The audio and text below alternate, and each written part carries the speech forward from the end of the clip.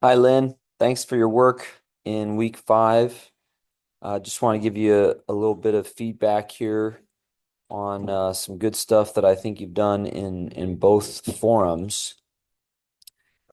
First of all, I think just to kind of reiterate what the conflict is over with in Matthew 12.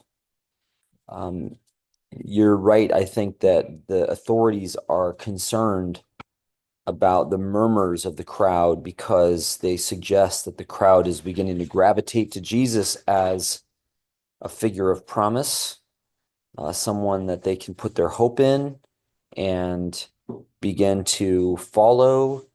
And you can imagine that for the authorities who are kind of trying to hold together this fragile social order, this is a really significant threat. They see disaster coming if the crowds move this way. And so their move to try to scare the crowd away by telling people that Jesus is casting out demons by the ruler of demons.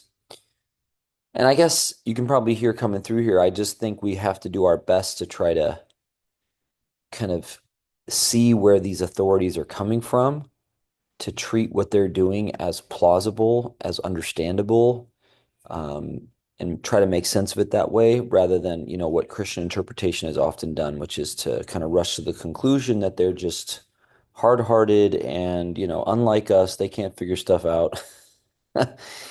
And that I think is just, assuming too much about ourselves and also about them.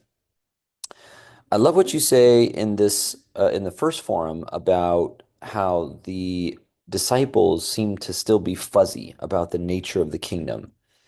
And I think that's exactly right. And I would go further probably and say that I think that knowledge of the kingdom, because of what the kingdom is, and because of the way human beings are, remains fuzzy.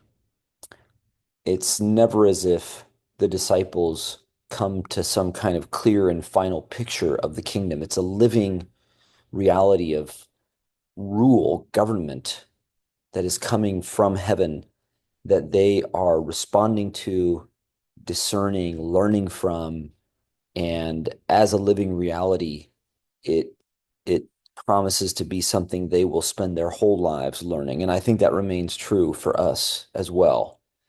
And so we want to kind of respect that quality of the kingdom as well as the needs of ourselves to be in an ongoing sort of posture and expectation of learning, being trained by the kingdom of heaven, as opposed to imagining that it has some kind of neatly definable content that we can master at some point, and from then on, we've got things figured out. Anyway, all that coming from your just, I think, good interpretation that the disciples are fuzzy on the nature of the kingdom and still learning.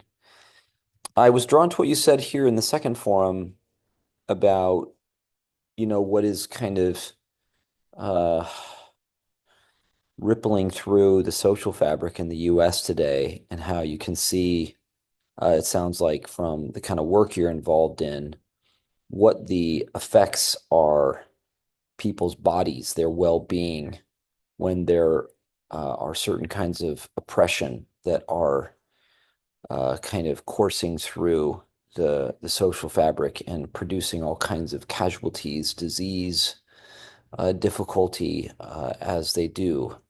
And this is especially insofar as people are threatened with being punished for something about themselves, or simply kind of made to feel that they don't belong to some ideal that they're supposed to conform to.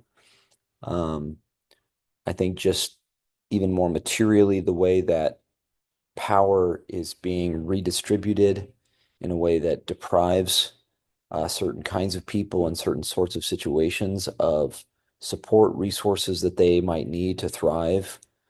These are all ways that disease takes shape in a community of people. And the reason this is so important for us to grasp is that it shows us that the that healing and justice are not sort of two separate things any more than injustice and disease are two separate things. These go together. And so we want to try to understand how it is that the healing Jesus is doing is also spreading justice. It's also reconfiguring the social fabric, redistributing power in a way that lifts people in need and exposes those who are exploiting them, taking advantage of them in a variety of ways. So lots for us to learn from that. And I hope that adds a layer for us to who Jesus is, that these are not just deeds designed to prove something about him. They're actually expressions of who he is that ripple out from his body, his words, his interactions with others, and course through the fabric of his people. Thanks again for some good work, Lynn.